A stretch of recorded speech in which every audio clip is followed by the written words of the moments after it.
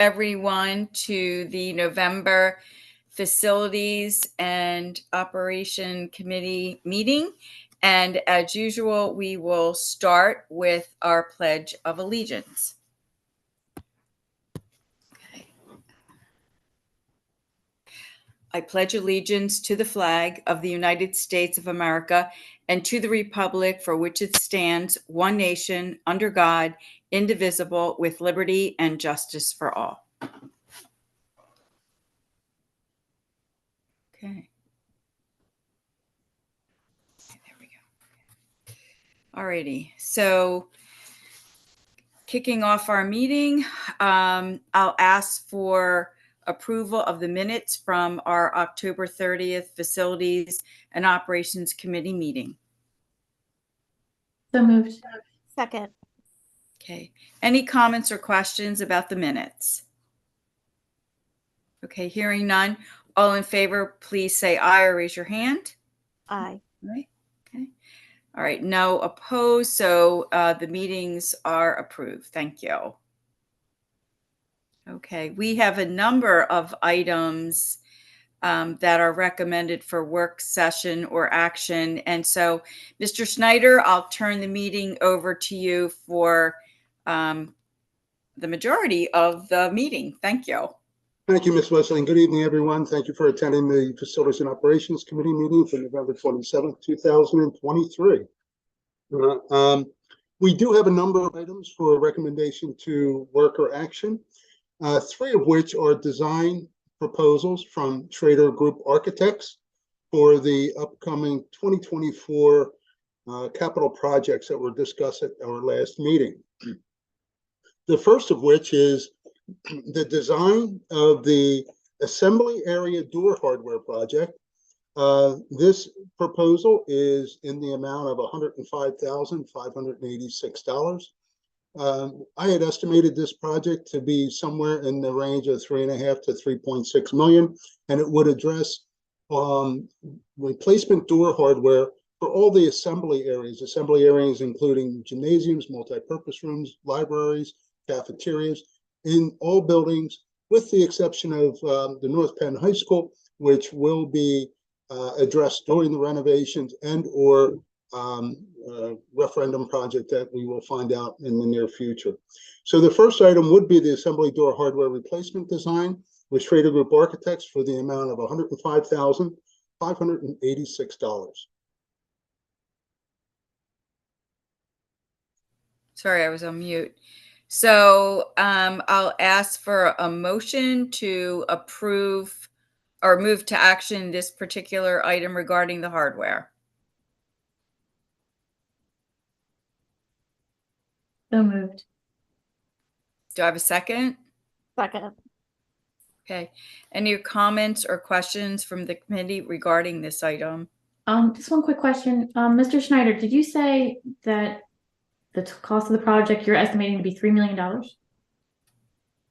Yes, the cost of the assembly door hardware replacement would be around 3.5 to 3.6 million. That's what I estimated it based upon the costs that we received from Gwen Noor Elementary School projects. It seems like a lot. Well, this will be not only door hardware, but it's going to be electric hardware, and it's going to be interconnected with our alerta system and also our access system. So there's a little bit more to it than just replacing door hardware. Okay. We'll also include interfacing all that hardware with the alertas, the mass notification systems. Okay, that makes more sense. Thank you. Mm-hmm.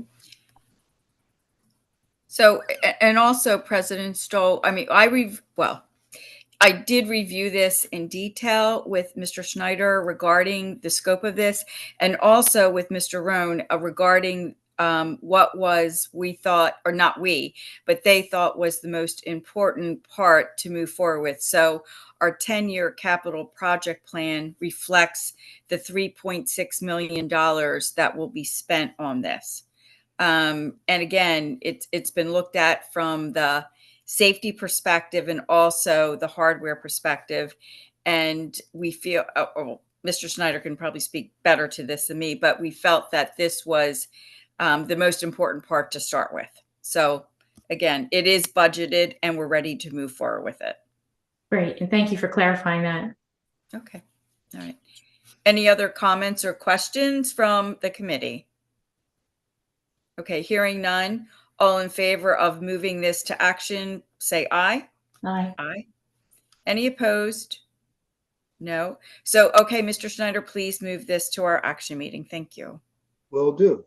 The next item is a design contract with the Schrader Group Architects to design the high school gymnasium roof replacement. Even though the high school is going to be renovated and or referendum additions and renovations to be reimagined, the high school gymnasium roof is in the worst condition of all the roofs on the building.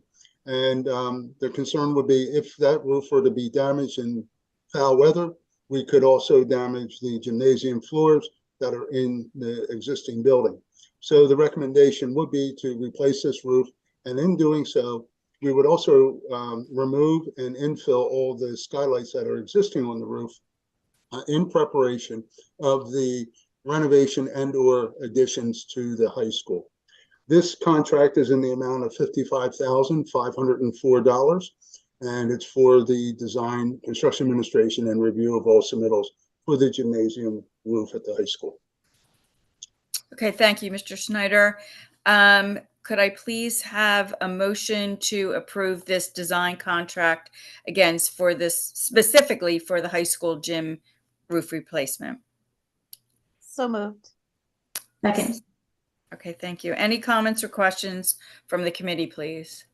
Can you, Mr. Snyder, just share with us a little bit of the history of that roof? When was it last replaced? Yeah, has it passed warranty? Where Yes. does that stand right now? Yeah, absolutely. I can address that. That roof is in excess of 25 years old. When it was replaced, actually the roof was not replaced. The existing rubber EPDM roof was installed over top of the original roof, which was a modified bitumen roof. So it is out of warranty. It has been out of warranty for a number of years. And that roof has had the most repairs required over the past 3 to 4 years. We've had to repair EPDM seams that opened up. We've had to fasten the roof down because it has delaminated from the insulation below. So it is a very precarious situation, and just want to make sure that we don't damage the interior if we were to have a major roof failure on that roof. And it is a very large roof. So the estimated cost of that project is around $2 million. And if we do proceed with the renovation, it will be a project and an effort that will have already been completed, and we can kind of keep it as is, so it won't get in the way. And then just one last question is, and just to confirm that, and then is it the same materials that were problematic with the natatorium roof, or is it something different? Yes, to answer the first question, yes, the roof will receive a 30-year warranty. It is a heat welded system instead of a glued system. It's a TPA instead of an EPDM. It's a better long-term roofing system. And when we replace this roof, we will be able to maintain that 30-year warranty even through the renovations and any work that has to happen on the roof during the renovations. Any penetrations would be able to be warranted for the life of the roof.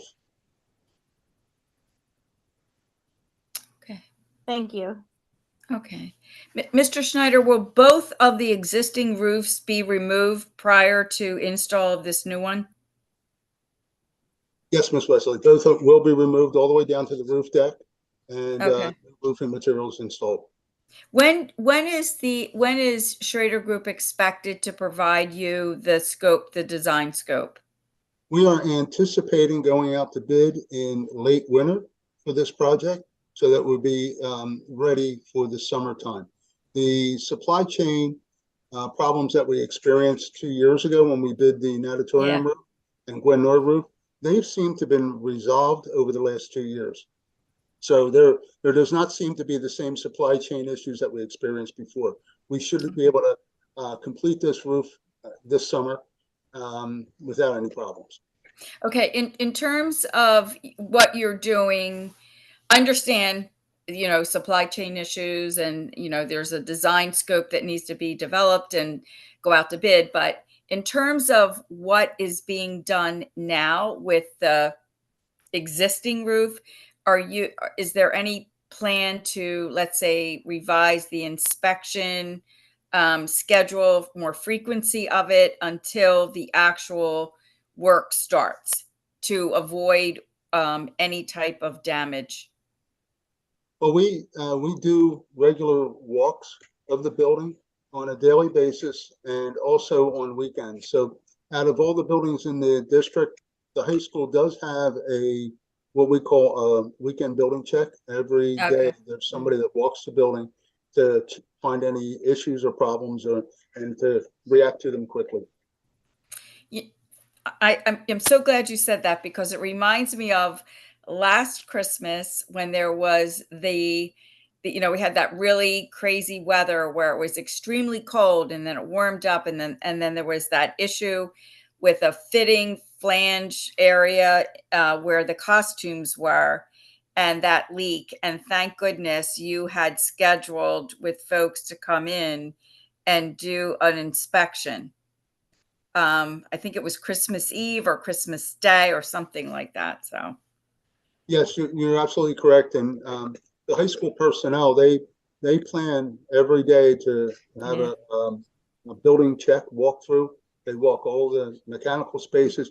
And I guess it was a couple weeks ago, we found a sink in a science lab that the fitting corroded and water was flooding into the science lab. So yeah, we do those regular Yeah, checks thank to God. catch those things as fast as possible. Okay, we need to get this school renovated really soon. So thanks so much. Okay, any other questions, comments from the committee? Okay, hearing none, there is a motion on the floor to move the design for this roof to action. Could I have a motion to approve? I think you have a motion on the floor. So Oh, that's right. I'm sorry. All in favor say aye. Aye. Sorry about that. Any opposed? Okay, hearing none. So, Mr. Schneider, please move this to action as well. Thank you. Thank you. The next item is another design proposal from Schrader Group Architects. It is for the replacement of the Pembroke modular classroom roof. These roofs were installed about 23 years ago. They are at the end of their life, and we've been experiencing some problems with the roofing on the mods. So we're recommending to replace the roofing materials of both EPDM and also roof shingles on the modular classrooms, and recommendation to have this designed by Schrader at a cost of $27,512. And this work would also be completed over the summer. Okay, thank you. Okay, may I have a motion, please, regarding this particular action item? so moved. Second. Thank you. Any comments or questions from the committee regarding this item? I guess my question would be, hopefully the mods at some point come down. So we're not going to be like putting the top of the line. Like, I mean, what is the plan for this? For how long these roofs will last? I don't think we need a 30-year roof on a building that I hope will come, like the modular part will come down. Right? President, oh, sorry. Yeah, that's true. Most of your residential shingles, which the majority of this roof is, have a 25-year warranty as a minimum. So, we wouldn't be going with a architectural type of shingle that gives 3 dimensions or anything like that. It'll be just a regular 3-tab residential shingle that would be going onto the roofs. Now, the EPDM areas, that would be a 60 mil EPDM adhered to the roof deck. So that'll be a normal material, but we have both sloped and flat roofs in those mods, so we do have to have the 2 systems installed. But the to answer the question, it would be a 25-year warranty on the shingles, but that's about the minimum that you can buy today. Okay, thank you. So also, and please chime in, Mr. Schneider, President Stoll, in the 10-year capital project plan, I believe the cost for this project is estimated at $120,000 to be completed in 2024. As Mr. Schneider said, we expect to get the design scope in the winter. I did a walkthrough with Mr. Schneider and Mr. Linsky last week, and we walk through all of the classrooms. So it is important that we replace this roof. Again, as Mr. Schneider said, there are shingles, there's a shingle portion, and then also there is a flat rubber portion to it as well. I think once that is done, we will be able to continue to utilize the mods safely. I know that there are concerns about leaks that have occurred. These leaks should be eliminated with this replacement. Great, thank you. Okay, so we have any other comments or questions from the committee? Okay, hearing none, we do have a motion on the floor. All in favor to move this particular design by Schrader Group to action, please say aye. Aye. Aye. Aye. All right, no opposed. So no opposed, correct? Yes. All right, so Mr. Schneider, if you would move this one to action as well, that would be great. Thank you. Thank you, Ms. Wesley. The next item is a natural gas commodity contract, which we locked in on December, about 2 weeks ago for the commodity. I have a brief presentation just to review the different parts of the natural gas cost and just to explain where we are and where we have been. Next slide, Mr. Linsky. So there are three sections of natural gas pricing. The first is what's called the basis. The basis is a financial term which it's associated with the physical transportation of the natural gas. And for us in the East here, everything's based on the location called the NYMEX Henry Hub price, which is located in Louisiana. So our basis for this year, ending June 2024, is 52.7 cents a decatherm. And in 24 to 25, it actually drops way down to 17.5 cents. So that's a contracted amount which the board approved some time ago. And when the market conditions are right, we then contact the company that we have the basis contract with to lock in the natural gas, the actual molecules or the gas, to lock in favorable costs. So that's the NYMEX commodity portion. And that's what we're going to request that we move the ratification to the next board meeting. It's this contract for the commodity. The third part of the pricing of natural gas is to PICO. Now, even though we have 3 electric companies in the North Penn School District, we only have one natural gas supplier or distributor, and that's PICO. And their average cost is about $4.50 a decatherm. Next slide, please. So the historic natural gas cost, when we look at the cost of natural gas, we use a weighted average. It's the average cost based upon the quantity of consumption per month. So whatever that cost would be for, let's say it would be June, which we have very small consumption in June, compared to January.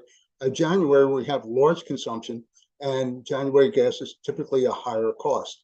So we would have a larger weighted average from January than we would for June. In July 2021 through June 2022, our weighted average of natural gas over that full fiscal year was $5.44 a decatherm. In July 2022 to 2023, our weighted average was $5.87 a decatherm. And this is all market driven. This is all market conditions depending upon supply and demand, financial situations, LNG costs, and a host of other things, weather, if there's any geopolitical activity going on.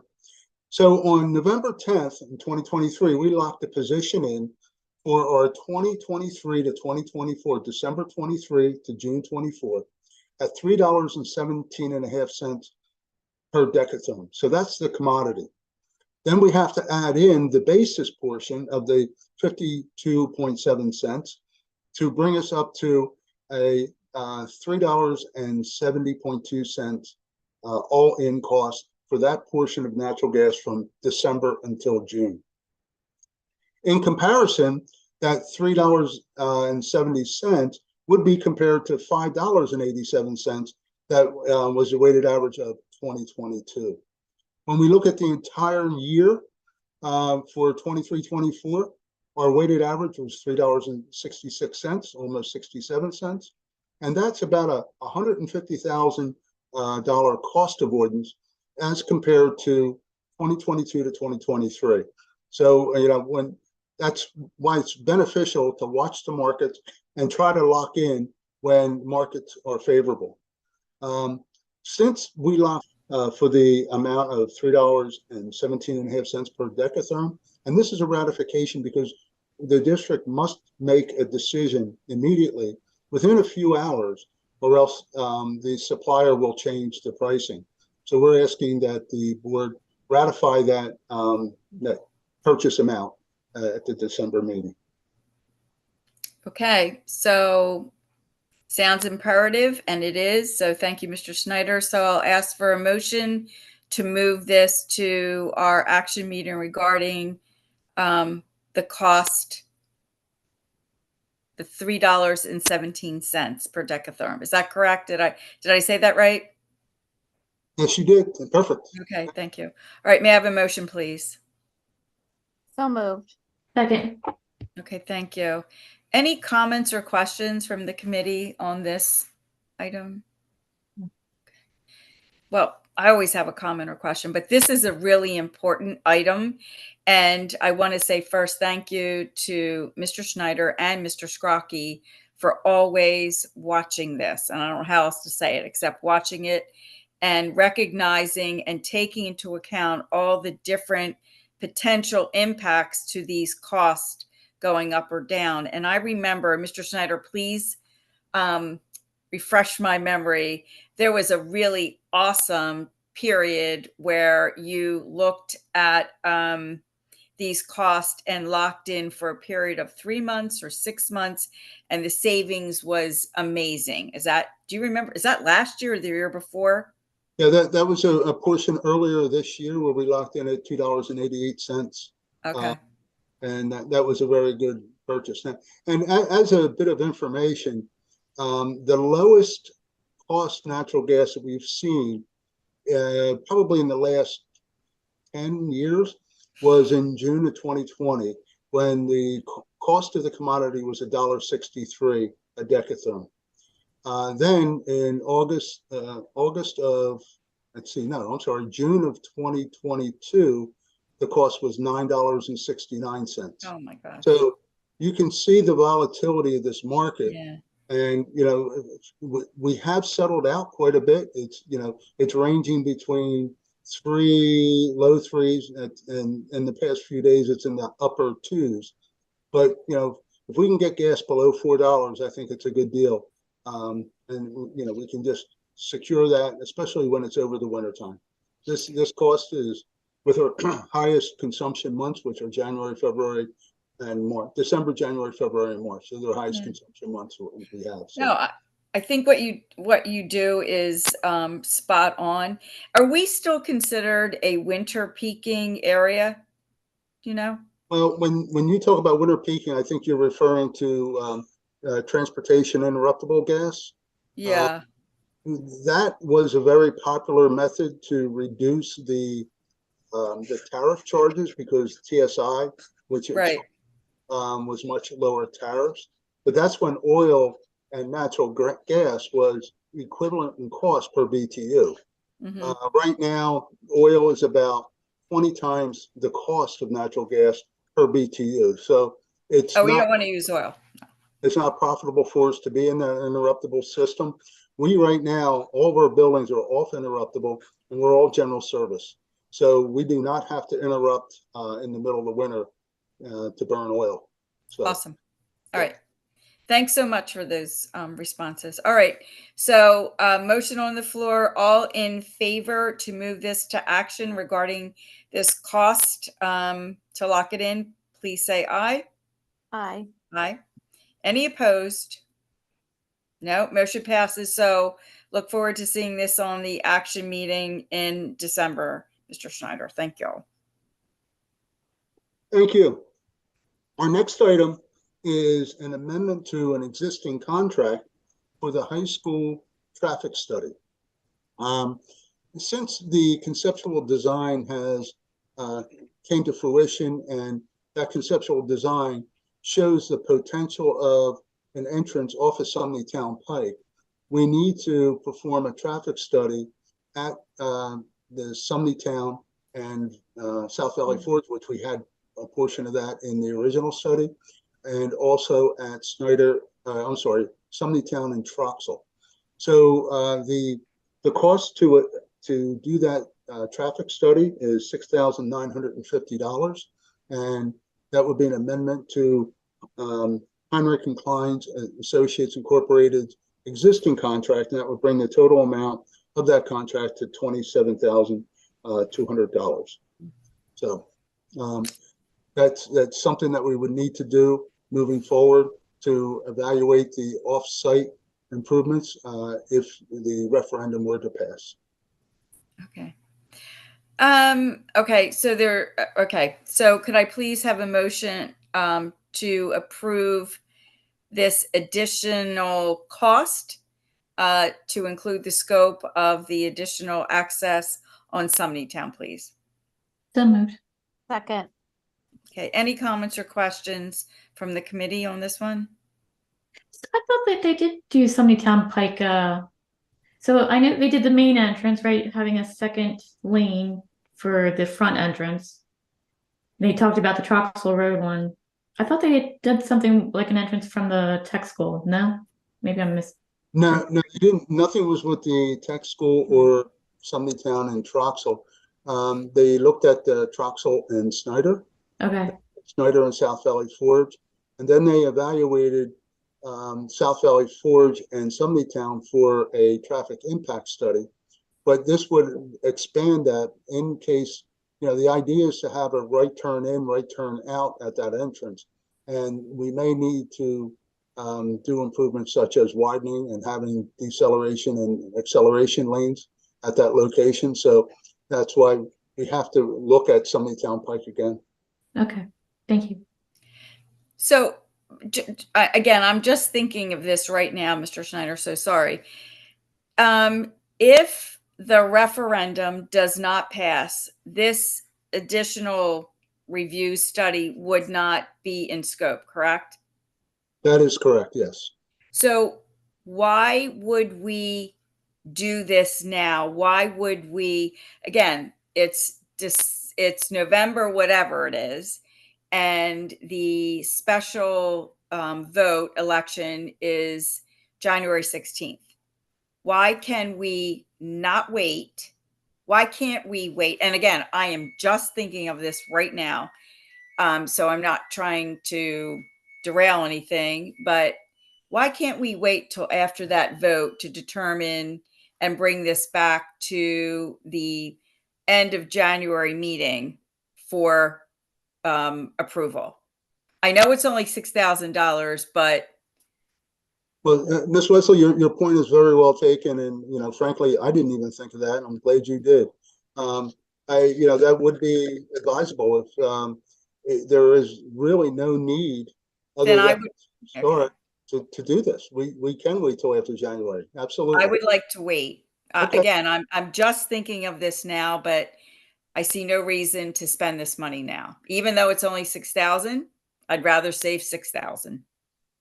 Absolutely. I will Thank notify you. all parties that we will revisit this. We'll revisit it for the February approval. Awesome. But Well, the January we can do it in January. I mean, we have what's the date of our meeting in January? It's the end of the month. We can have it at the F&O meeting in January, but the approval Exactly. February. Okay. Okay. I want to ask the rest of the committee if they agree with that train of thought. Sounds good to me. I think, so we already have a motion on the floor to pass this, right? So we would need to have a. Oh, do we vote have to it. say, I think okay, we just have to vote it down, right? okay. All right. Oh, I don't like doing that, but okay. All right. So all in favor, say aye. Oh, Dr. Bauer, you have a question. Yeah, I was just thinking, can you hear me okay, Cassie? Mhm. Yes, I can. Tom, is it possible to have it written into the agreement that if it passes, we will move forward? That way we're not delayed a month and a half? We can certainly have that done, yes. So maybe we still move it forward under the premise that the study will not take place if the referendum does not pass. And in that way, come January 16th, we know one way or the other, and it's a no if it fails. Yeah, but Would the that- language, Dr. Bauer, right now in it does not include that. Right, but There's no if statement. we'll get that adjusted before the action meeting in December. All right, then I would approve that. I Yeah. don't know if the other committee members can answer themselves. Yeah, I'm fine with that. Because we could always not vote for it at action if language was not put in there. Right. So we'll get that language updated and then send it to the committee in advance of the action meeting. Thank you. That makes sense too. That's even more efficient. Yeah. Great suggestion. Thank you, Ms. Wesley. All right, Mrs. Ramich, are you okay with this? No, that's a great compromise. All right. Okay. So all right, all in favor of moving this to action in December with the addition of language with a what if clause should the referendum pass or not pass, please. All in favor, say aye. Aye. Aye. Aye. All right. No opposed. So sounds good, Mr. Schneider. Thank you, Dr. Bauer and Mr. Schneider. Thank you. Thank you, Dr. Bauer, and thank you, Ms. Wesley. The last item we have on the items to move to action is a deduct change order for the natatorium roof project to Munn Roofing. The deduct change order is in the amount of $5,000, and it is for unused allowances that were built into the project.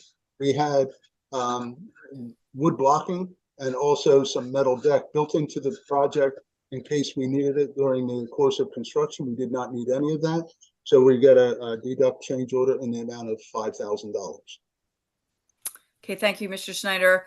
Motion on the floor, or may I have a motion to move a deduct change order, which is always welcomed, to action in December regarding the natatorium roof? So moved. Second. Okay, awesome. Any comments or questions? Okay, hearing none, all in favor, please say aye. Aye. Aye. Okay, none opposed. So again, Mr. Schneider, please move this item to action. Thank you. Thank you. And that completes all of the items for action for this evening.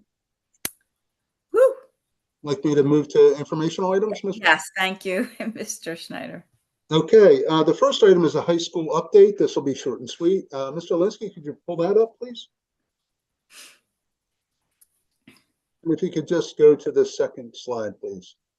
So we continue to have bi-weekly meetings with the Schrader Group Architects and also doing engineering administration, just continually discussing the schematic design, construction estimates, and refinements to everything that's going on right now with the public meetings that are scheduled and things like that.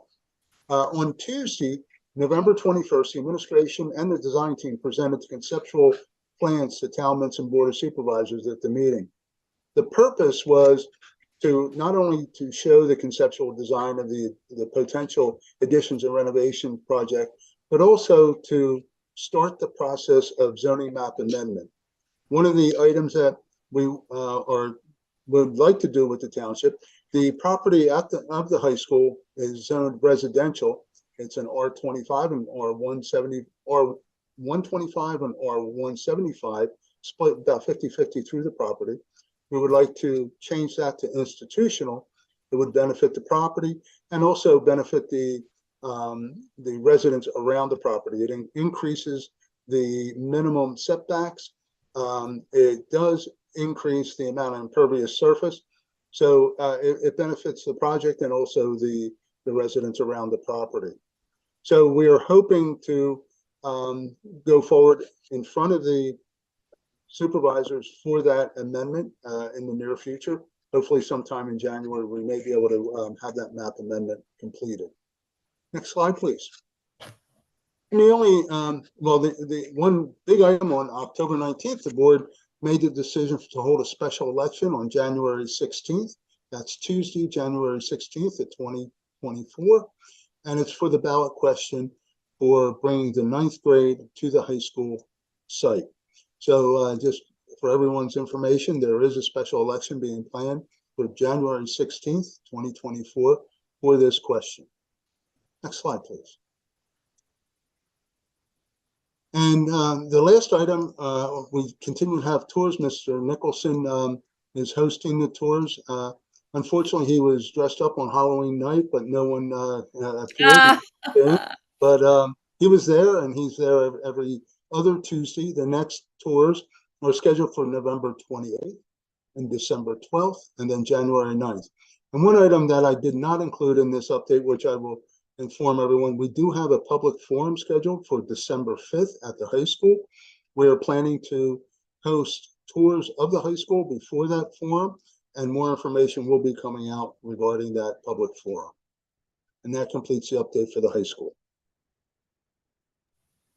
Okay, thank you, Mr. Schneider. Any comments or questions from the committee? I would just say, like, it's amazing to me that the zoning has been residential this whole time. The school's been there for 50 years, and that it's never come up. Yeah, interestingly, like Englewood is also zoned residential. So, you know, it is interesting to think about why that was and why it wasn't ever changed. But when things were built, you can build a school in a residential zoning area. You just have more stringent items to comply with. The maximum impervious surface is 35%, whereas an institutional is 50%.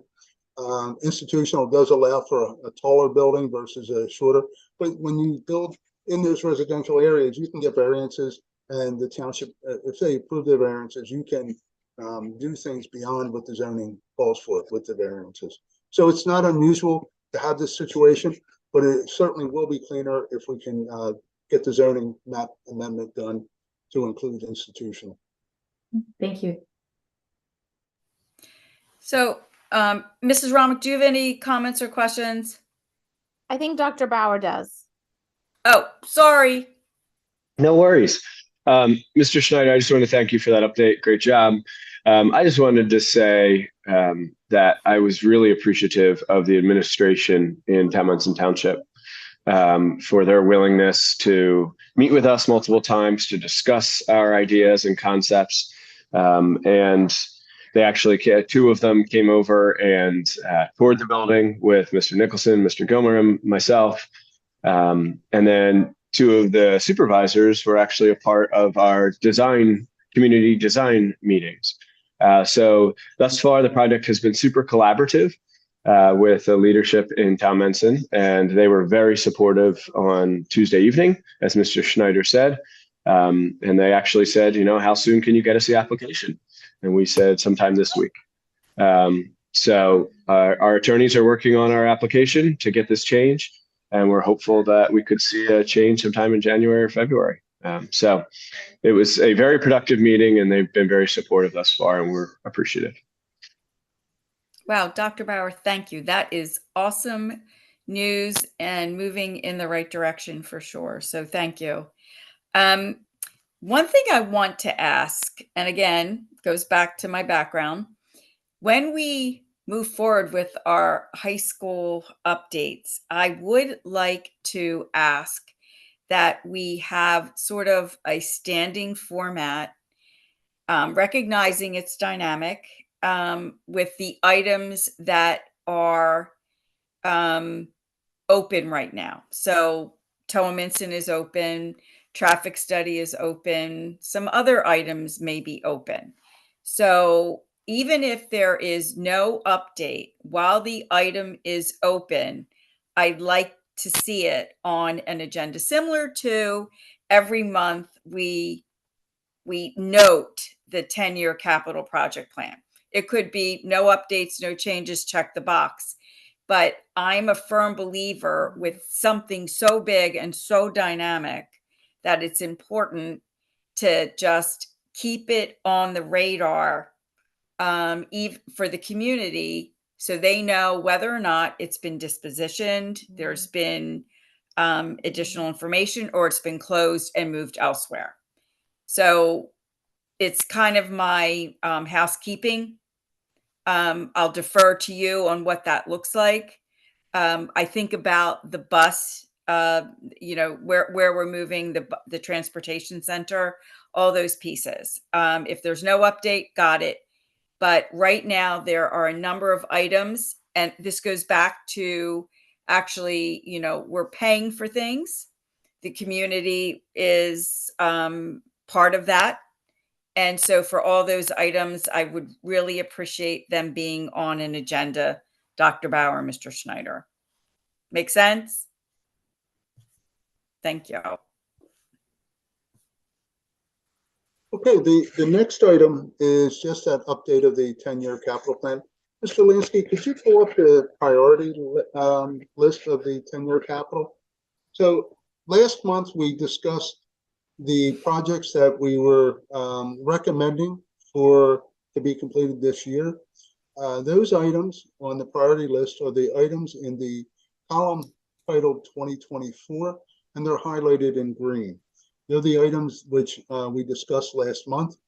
Now, last month, we had the amounts of those projects also listed in the column 2025 to 2029. And that was purposeful because I was not sure which projects would be recommended by the Facilities and Operations Committee. So this month, the change that is made is we removed all the cost out of the 2025, 2029 column, because we will be moving forward with those projects this year. So that's the change that was made from last month on the 10-year capital plan. All other items are the same as what they were when we discussed it in October. Thank you, Mr. Schneider. Any comments or questions from the committee? Okay, thanks. And the last item would be student representatives. If they have any comments or questions or anything they want to discuss. Okay. I don't have anything at this time, but thank you. I also Thank do you. not have anything at this time. Okay, thank you. I want to offer, to both, I think Anne has been engaged and has been part of the high school project, but Kaden, have you been on any of the tours yet? No, I have not. Okay, I'd like to offer, as your schedule permits, since you're part of this committee and an important part, regardless of when you can do it, I think it would be great if you were able to go out and see what we're talking about monthly, because we're going to continue to talk about it more, and I think it's a great opportunity. So if you would coordinate back with Mr. Nicholson or who else you would like to, just to get out there and check it out. Okay. All right, super. Okay. Anything else, Mr. Schneider, before I move to the next section, which is public comment, should there be any? All good? Yeah, I keep hitting my mute, unmute, mute, unmute. No, I'm all done. The agenda is completed, and thank you. Okie dokie. Thank you. There were a lot of items this evening and it all worked out. So perfect. Thanks. All right. So Mr. Gilmer, does anyone want to make comment tonight? Yes. Okay. All right. I'll read the statement. Okay, here we go. Individuals attending this meeting virtually and intending to speak to the committee should be aware that they are being recorded. In order to meet the requirements of Pennsylvania Sunshine Law, it is necessary to record the names of all citizens who speak to the committee during the meeting. To assure compliance with this requirement, it is essential that those planning to address the committee raise their hand electronically and state their name and municipality. Members of the audience are asked to limit their questions and comments to matters being discussed at tonight's meeting or matters that may come before the Facilities and Operations Committee. Members of the audience are asked to limit their questions and comments to 3 minutes. This is in reference to reference to Board Policy 903. Thank you, Mr. Gilmer. Please go ahead. Okay, up first is Jason Lanier. Jason, I have enabled your microphones. When you're ready to begin, please unmute, state your name and municipality for the record, and you can begin your comments, please. Jason Lanier, Lansdale. I first want to throw a compliment to Miss Wesley because she's on top of a lot of things. There's things that she's asking questions of that I'm kind of thinking about and I'm like, wow, all right. So I wanted to extend those kudos. I know I'm not often giving compliments, so I think it's important when I think there definitely should be some delivered. So I appreciate her attentive to detail, catching the traffic study thing. Right, not a big costly item, but it does make sense, right? Why buy something that we're not going to use? All that being said, I do have a question overall regarding a number of the contracts for that Schrader Group's involved with. So there's the 2 roofing projects. By the way, just to let you know that I've read these, they both need to update to reflect a date. There's a date on there that says, I think, December 5th, 2024. I'm assuming that's supposed to be December 2023 because it's referenced before as November 21st, 2023. That aside, what I don't understand is there's no bid for engineering services or architectural services for these roofing projects or the door project. And I wonder why that is. And I wonder why we need an engineer's or architect's perspective on replacing a commercial roof with a commercial roofing company who knows what they're doing replacing this. Now, there might be some things I'm not considering, but there's no structural architectural development change on the roofs. It's changing decking, which is much more generic. And many of those outfits have their own structural people involved with that line of the project. So it seems like we're designing, they're laying out some information, handing it off to a yet to be determined contractor who already has many of their own professional people involved who are going to assess this. And in any event, it seems not only are we're just giving them a contract to do this, I'm not sure the necessity of giving them this contract. And even more so with the door hardware. I don't understand. Door hardware is door hardware. The supplier in this case, Asa Abloy is this is what they do. What is the the architect adding to this at a cost of $100,000? I mean, we got $200,000 nearly in projects for Schrader, and it doesn't seem like it's clearly defined as to what they're doing and why we're giving them this money with no bid, meaning that they're the only ones involved with doing this. So I'd appreciate it if you guys could answer that. Thank you. Mr. Lanier, there's going to be, I think, Mr. Schneider can weigh in and also Dr. Bauer, but from the board level, I will weigh in to say that early on, I also questioned about the need for a design scope for a number of these items, and I know President Stoll has as well. It's not as simple as what you actually said. It's much more complicated. There are specifications that are required to be modified and provided when you send this out for a bid. Regarding the door hardware, there are specifications that need to be stated. And again, there are general specifications, there are mechanical, there are electrical, there are environmental, there's materials, there's all types of specifications. And so Schrader Group has this expertise in it That's why they're being employed to do it. I understand what you're asking, but when you need to get granular, you need to be very specific regarding the roofs. The specifications for that, even though you think, oh, it's just a roof, it's not just putting on a residential roof like you would on your roof or my roof. There are a number of other items that come into consideration here, and I'm going to turn it over to Mr. Schneider. But this work, in order to make sure we get exactly what we want in terms of quality of materials, specifics regarding installation, and then follow up, and making sure not just warranties, but if there are problems along the way, the specs and the contract, and I'm going to say this all the way through the high school project, the contract and the specifications are the documents that guide you and protect you. And these specifications are necessary for this type of work. I'll turn it over to Mr. Schneider. Thank you, Ms. Leslie. One point that I'd like to make is, in a public bid environment, if you were to go directly to contractors to get pricing, we do that at times, depending upon the work. I'm doing it right now with a problem with a boiler. I'm going to 3 different boiler contractors and getting pricing. But it's a very straightforward type of work.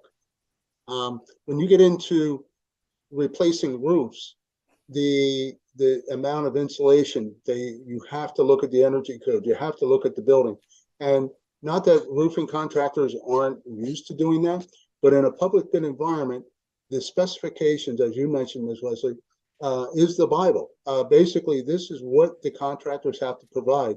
And because it is public bid, that's the only way that we can get a bid that is apples to apples. If we did it any other way, we may get one contractor bidding 30, 40, 50% less than another one because they don't have prevailing wage, for example, when we do have to provide prevailing wage. So, based upon the school code, in the section 700 of the school code talks about construction, it talks about the bidding and separations of primes and things like that.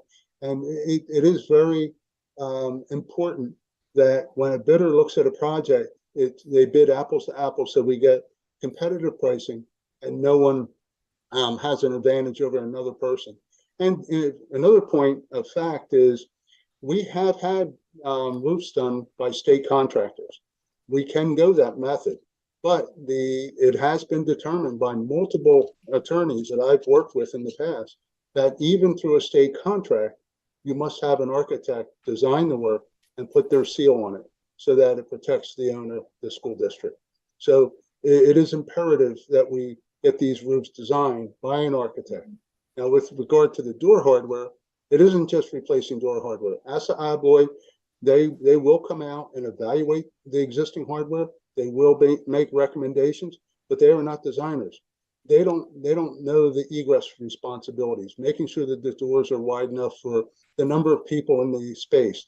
And we're talking about assembly areas that we have to make sure that door hardware and those doors meet current codes. So we may have to modify door leaves.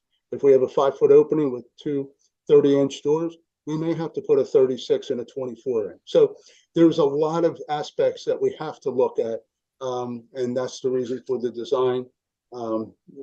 design proposals. And with the door hardware, it's not only architectural design, but also electrical design to interface all these systems. So that's just a point that I'd like to make. Dr. Bauer, want to add? Yeah, I think there's a few things that are being lost in translation as well regarding bids and RFPs and policy. So we have a professional services policy that this board adopted that requires us every couple of years to put out an RFP for our solicitor, which right now is Whistler Pearlstein, for architect, financial advisor. And we did, I think we've outlined in a few meetings, but I want to clarify again that we put out an RFP for architect services. I believe that was in 2017. maybe late 18. Yeah, 18. And as a result of that process, Schrader Group was chosen after 3 rounds of interviews. And that was written in a way for a master plan for the high school, NAP, middle schools, ESC, all these things. And the whole premise was our next 2 projects were going to be NAP and high school. And then everything got delayed a couple years because of the pandemic, but we were already knee deep in our work for the high school. So rather than go back to ground zero and start over, the board waived the policy for the purposes of completing the high school project. And we have publicly stated that the next major construction project, which to a school district with 22 facilities means major renovation or addition, we would go out to RFP again. So conventional wisdom is that the next building that would be touched is one of the middle schools. After the high school, that is when we would go out for proposal again. When you have a project, and it's not a professional service, but when you have a project, they design the project and we work with our construction management firm and we come up with the specs and the contracts, and that goes out for bid at that point. They bid on the project. So there's a difference between proposals and bids. And we did have an RFP for architect services. Schrader Group is our architect until we engage in another RFP process, which will come with the next major construction project. So when we need an architect, Schrader Group is our architect right now until we have an RFP, and maybe we would retain Schrader Group, or maybe it would be a different architect firm. So I just wanted to clarify all of that. I know that Mr. Lanier is not purposely swapping those terms and using them as though they're synonymous, because they're not. There's a difference there. So we did do an RFP. This project has not gone to bid. We would not bid architect services. We had an RFP for that. I apologize if that was too long-winded. I just wanted to make that clear. No, Dr. Barrow, that was clear. Thank you so much. Mrs. Romick. I just want to thank Mrs. Wesley and Mr. Snyder for their explanation. That was super helpful. And I can only imagine if we had, for each of these, had to go out for a rebid of an architect to then get a bid for the door hardware or these other things. So having this policy in place means that we have one group that we can develop a relationship with and get multiple projects and things done to then make things more efficient. The professional service policy that this board passed many years ago is actually a policy that is not widely spread with in a lot of districts, but one in which a lot of school boards are considering. So it's been incredibly helpful for us to be able to have that in place, to be able to say we're going to have 5 years of service and then we'll move into a competitive rebid. It is a great promising practice and one that I have appreciated having in place very much. So I'm very grateful for the work of the administration. And like Dr. Bauer said, to help us get through 3 rounds of interviews. The level of due diligence within this process is really incredible and very much appreciated by me and others. So thank you. Okay, thank you, Mrs. Romick. Anyone else have any comments? Well, I hope, Mr. Lanier, you have a better understanding of the history and where we are. And of course, you can always follow up with the administration. So, Mr. Schneider, I'll turn it back to you to identify the items again that will be moved to our December action meeting, please. Yes, Ms. Wesley, you want to check with Mr. Gilmer to see if anyone else is? Oh, thank you. Anyone else, Mr. Gilmer? I apologize. Thank you. No, that'll conclude public comment. All right. Thank you so much. I apologize again. So the items to move to action on December 14th will be a design contract for the assembly door hardware replacement project with Schrader Group Architects, a design contract for the high school gymnasium roof replacement with Schrader Group Architects, design contract for Pembroke modular classroom roof replacement with Schrader Group Architects, ratification of the natural gas commodity contract, the amendment of an existing contract for the high school traffic study, which will include at the December meeting will include an item that, based on the positive approval of the referendum, if the referendum were not to pass, this contract would not move forward. And then the final thing is the deduct change order for the high school natatorium roof. And they're the items to move to action. Thank you, Mr. Schneider. Busy month, so nice to see it all. Okay, so our next meeting, the next Facilities and Operations Committee meeting, is scheduled in a virtual format on Monday, December 18th. Yes, this is not, I think, what typically is done, but with all of the activity regarding the referendum and the high school project, we think it's advantageous to continue to provide an update. So please note the change in the time. It will be at 6 p.m., and again, it will be in a virtual format. So with that, I'll ask for a motion to adjourn, please. So moved. Thanks, everyone, so much. Thank you, Mr. Gilmer, for all you do. All right, everyone. Thanks. Good night. Thanks. Take care, everybody. Have a good Bye. night. Have a great night. You Bye-bye. too. Bye.